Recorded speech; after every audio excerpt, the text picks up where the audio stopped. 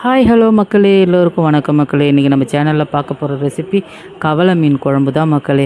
அதுக்கு தேவையான பொருட்கள் கவலை மீனை எடுத்துக்கணும் மக்களே. ஒரு 50 புளி மக்களே, 50 மிளகாத்தூள், ஒரு கைப்பிடி சின்ன வெங்காயம், 2 தக்காளி, பூண்டு ஒரு 10 பல் மக்களே. அதை ஒரு சட்டியை வச்சு எண்ணெயை விட்டு வடவத்தை போட்டு தாளித்து வெங்காயம் தக்காளி பூண்டு எல்லாத்தையும் போட்டு சுருள வதக்கி அதில் மிளகாத்தூளையும் போட்டு சுருள வதக்கி உப்பு மஞ்சத்தூள் போட்டு நல்லா சுருள வதக்கிட்டு அதுக்கப்புறம் புளி தண்ணியை கரைச்சி விட்டு அதுக்கப்புறம் கொதி வந்த பிறகு இந்த மீனை போட்டு இறக்குனா சூப்பரான கவலை மீன் குழம்பு ரெடி மக்களே. அதில் ஒரு ஸ்பெஷல் என்னன்னா கடுகு வெந்தயம் சீரகம் வறுத்து அரைச்ச பொடி ஒரு ஸ்பூன் போடுவாங்க மக்களே. எங்கள் அம்மாலாம் அதை பாரம்பரியமாக வைக்கிற முறை மக்களே. அது மாதிரி வச்சு பாருங்கள் மக்களே, சூப்பராக இருக்கும்.